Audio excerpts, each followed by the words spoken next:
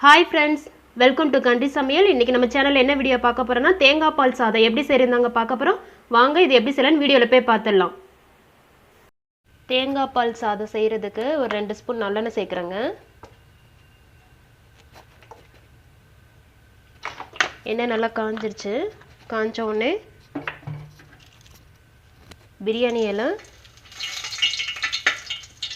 சின்ன துண்டு பட்டை, 2 கிராம்பு சேர்க்கறேங்க. 2 கிராம்பு 2 ஏலக்காய் சேர்த்துருக்கேன்.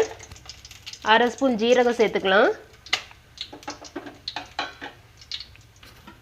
இது கூடவே ஒரு 7-8 மிளகு சேர்த்துருக்கேன். நம்ம கட் பண்ணி வச்சிருக்கிற வெங்காயத்தை இதில் சேர்த்துக்கலாம். ஒரு பெரிய சைஸ் வெங்காயம் கட் பண்ணி வச்சுருக்கேங்க, அதை இது கூட சேர்த்துக்கலாம். சேர்த்துட்டு நம்ம நல்லா வதக்கி விட்டுக்குவோம்.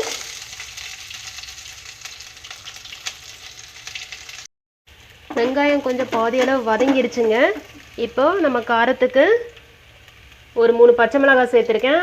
அதை சேர்த்துட்டு நல்லா மிக்ஸ் பண்ணி விட்டுக்கோங்க. கொஞ்சம் முந்திரி பருப்பு சேர்க்குறேங்க.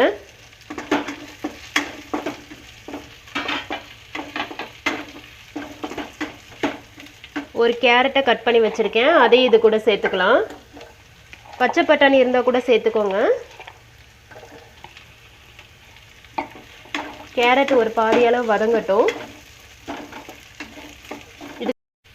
இதுக்கு தேவையான அளவு உப்பு சேர்த்து நல்லா வதக்கி விட்டுக்கலாம்.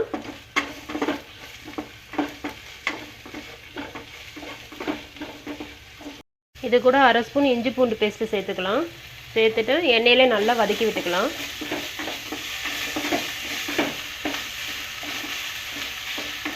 இப்போ நம்ம எடுத்து வச்சிருந்தா அரிசியை சேர்த்துக்கலாங்க. நான் சாப்பாட்டு அரிசி தான் சேர்க்குறேன். 1 கப் அரிசி சேர்க்குறேன். நல்லா தண்ணி இல்லாமல் வடிச்சிட்டு சேர்த்துக்கோங்க.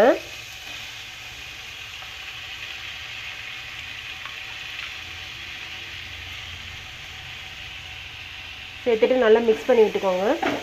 இப்போ 1 கப் அரிசிக்கு நான் 2 கப் தேங்காய் பால் சேர்க்குறேங்க.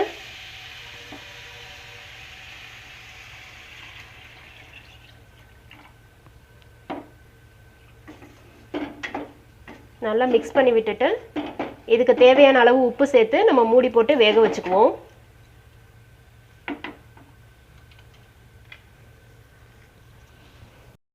இதுக்கு தேவையான அளவு உப்பு சேர்த்துக்கலாம். சேர்த்துட்டு நல்லா மிக்ஸ் பண்ணி விட்டுக்கோங்க.